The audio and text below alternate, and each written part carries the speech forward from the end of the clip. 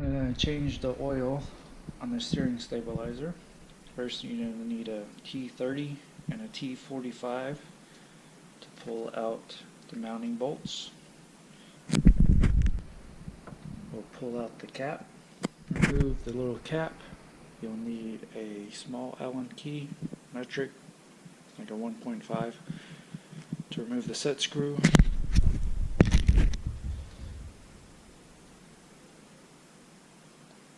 Pull it out. Remove the center cap. Use a pair of snap ring pliers.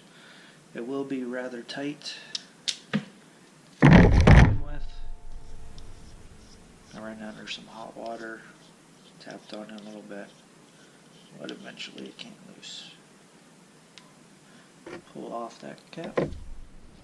After you pull out the inner cap, you unscrew the adjustment knob.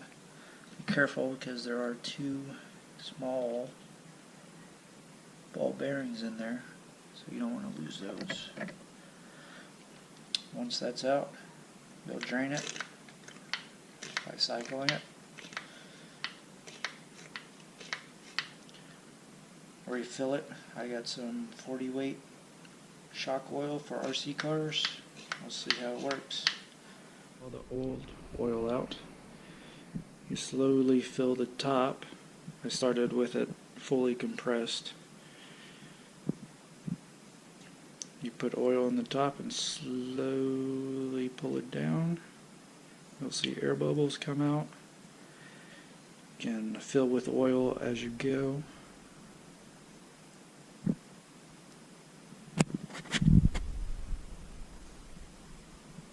After you cycle it 20 or 30 times, slowly adding oil as you go, eventually you'll stop getting large bubbles.